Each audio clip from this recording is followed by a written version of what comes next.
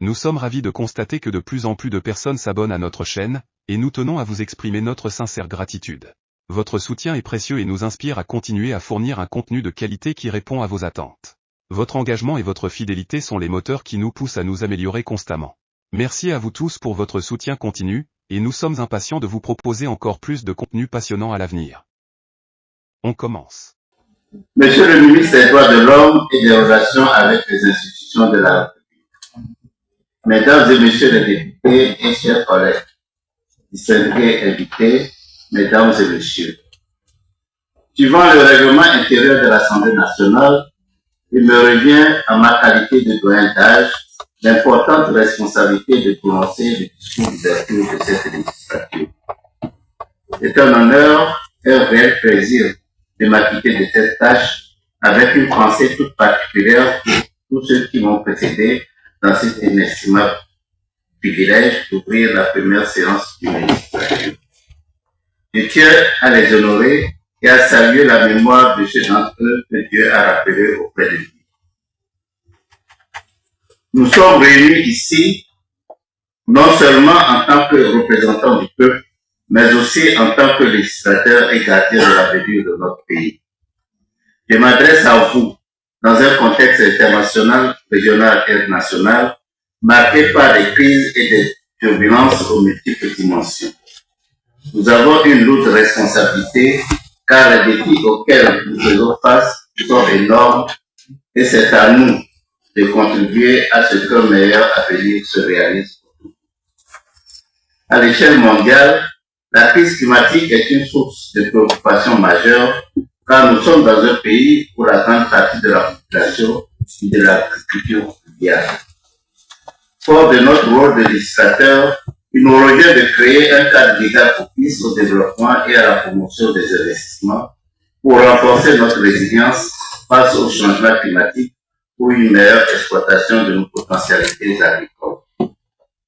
Sur le plan régional, nous sommes confrontés à des dynamiques complexes et des défis de sécurité qui demandent une approche stratégique et coopérative et nécessitent une collaboration étroite entre les acteurs régionaux.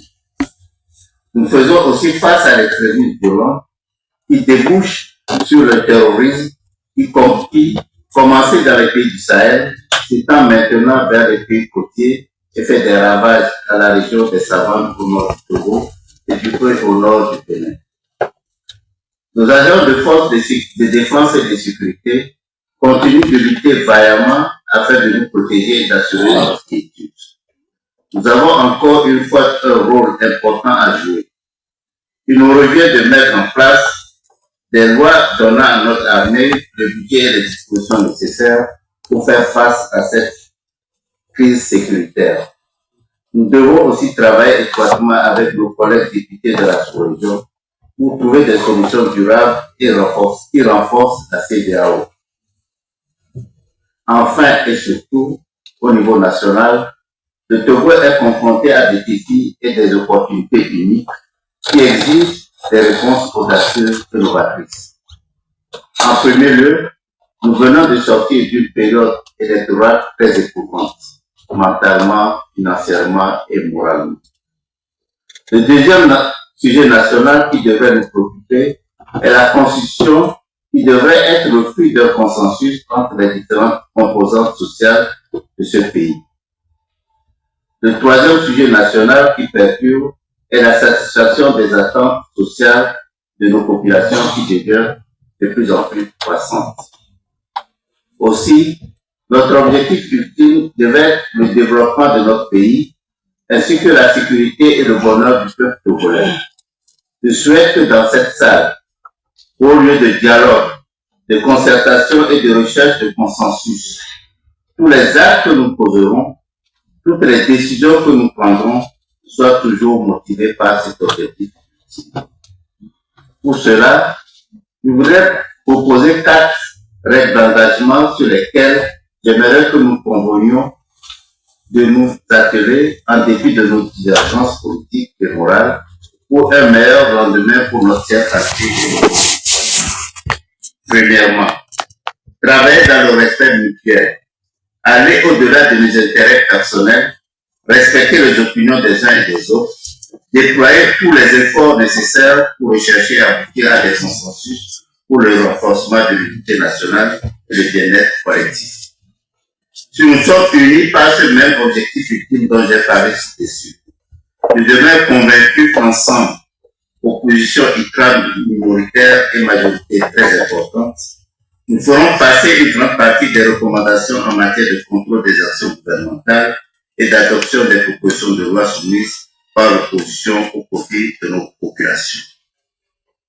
Le mandat non impératif des députés, qui est le nôtre, donne à chacun de nous une indépendance nécessaire nous permettant d'agir à la poursuite de l'intérêt général et non de celui d'un individu ou d'une minorité privilégiée. Deuxièmement, œuvrer pour une véritable conciliation nationale et pour l'émergence d'une société plus solidaire, plus juste et plus équitable. Devant cette exigence, nos opinions partisanes devront s'effronter pour ne voir que le bien du peuple.